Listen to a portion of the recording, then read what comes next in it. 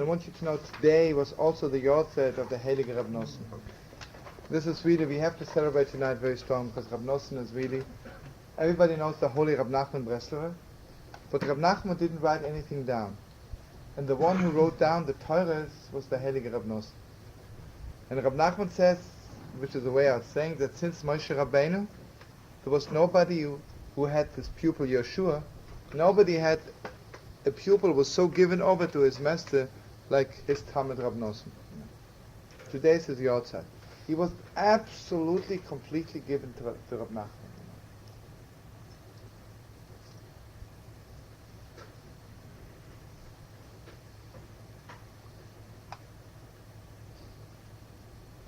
Okay, Reb Nachman says,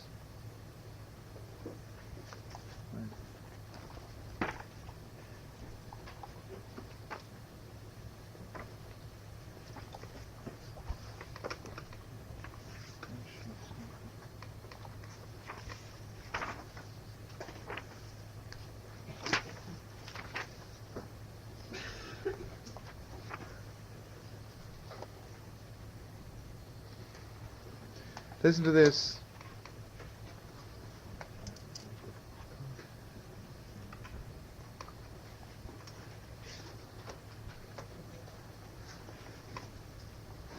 Can we? You want to listen for 2 minutes and make another mishpat? Mamish for 2 minutes. Like, let's forget everything in the world. Like, really, like, open your hearts from here to eternity.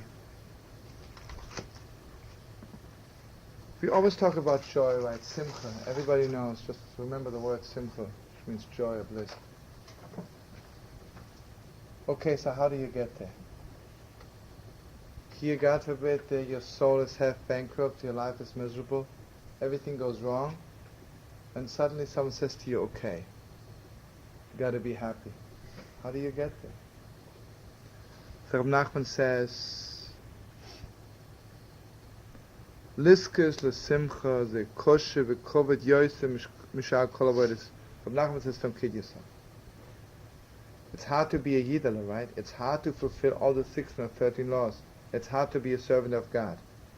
He says, believe me, to reach the level of joy for 1 minute is harder than all this. Harder than all this. The hardest thing in the world is to reach the level of joy.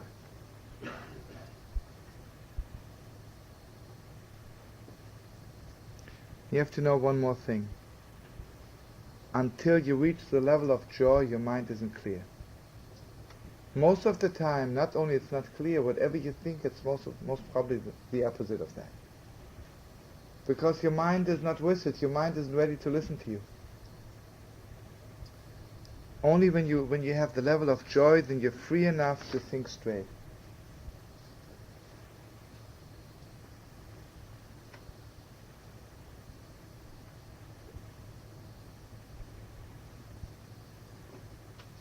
He says there are two people in the world.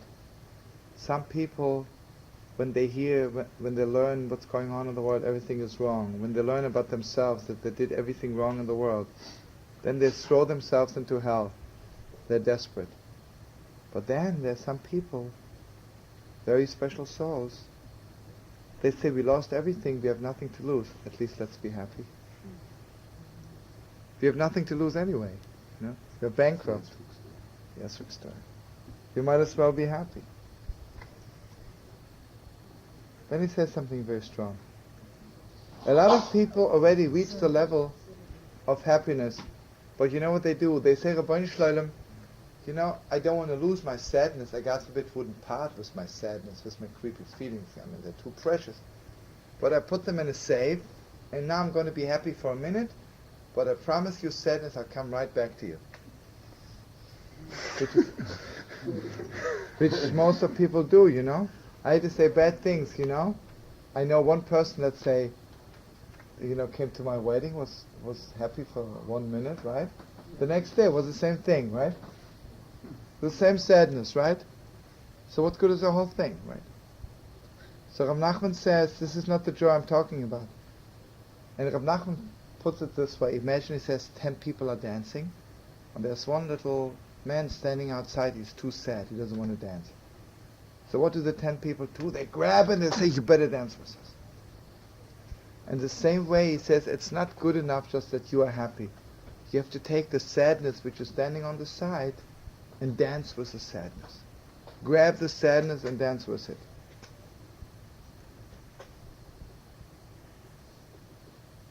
Now he says something very deep. You have to know one thing. When you are filled with joy, you are a vessel for all the holy things which are coming down from heaven.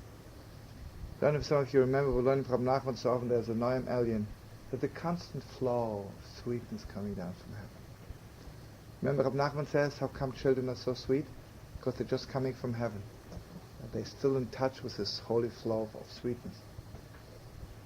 He says, and this sweetness can only reach you when you're filled with joy. You've got to be absolutely filled. So he says, when you're sad, you absolutely unvessel yourself. You unvessel yourselves to all the sweetness of the world. And when you're filled with joy, so he says, you're crazy, you're sad because nothing reaches you. Nothing reaches you because you're sad. Stop being sad, it'll reach you. He says, it's like a person has an address and he's waiting for a gift, and then he is sitting in somebody else's house and crying, where's my gift? Sure, I mean, I can't deliver it because you're not at the right address. The address where God delivers everything, P.O. Box, joy.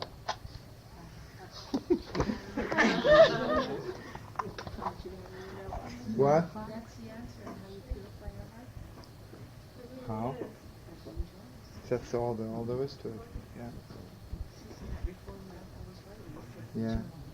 Then he says something very strong. God doesn't hate a sinner, because even a sinner, God can deal with him. But it says when someone walks around with a long nose, God says, I'm sorry, but I can't look at you, Can't stand you. Long face. Reb Nachman says, please don't take me wrong. There's a difference between a broken heart and somebody who is sad. A broken heart is one thing. Sad is something else.